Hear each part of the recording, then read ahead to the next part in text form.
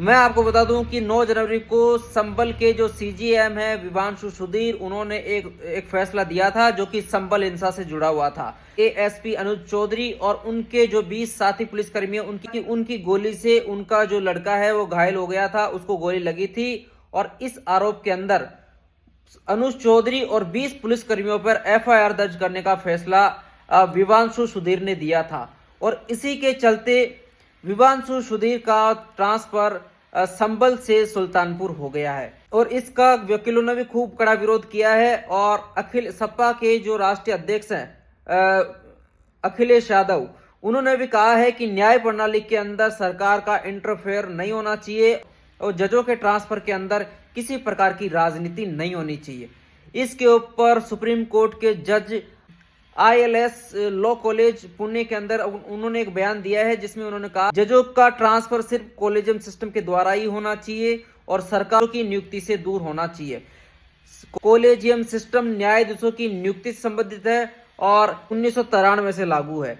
इसके तहत जजों की नियुक्ति एक कॉलेजियम कमेटी करती है जिसके अंदर सीजेआई होता है, चीफ जस्टिस ऑफ इंडिया, और उनके साथ 4 वरिष्ठतम न्यायाधीश होते हैं जो किस व्यक्ति की नियुक्ति करनी है उसका नाम सरकार को सुझाते हैं और सरकार और जो नाम सुझाए उसको हाई कोर्ट का जज नियुक्त करती है।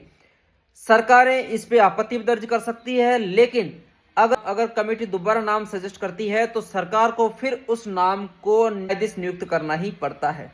तो ये है कॉलेजियम प्रणाली की। कई लोग आलोचना भी करते हैं, कई कहते हैं कि ये भाई भतीजावाद को जन्म देती है, क्योंकि जिस व्यक्ति के जानकार ऊपर न्यायाधीश होते हैं और उसी को ही वो हाई कोर्ट के अंदर जज नियुक्त करेंगे। तो यानी इसके अंदर कहीं ना कहीं भाई भतीजावाद भी लागू हो सकता है। लेकिन कुछ भी हो, न्याय व्यवस्था को, न्यायपालिका को हमेशा स्वतंत्र रखना चाहिए और न्यायपालिका के फैसलों के अंदर सरकार का इंटरफेरेंस नहीं होना चाहिए, क्योंकि एक आम व्यक्ति को ये अच्छे न्याय की उम्मीद रहती है और वो चाहते हैं कि जो उस जज की कुर्सी बैठा है वो उन दोषियों को सजा देगा और जो निर्दोष है उसके हिस्से में वो फैसला देगा।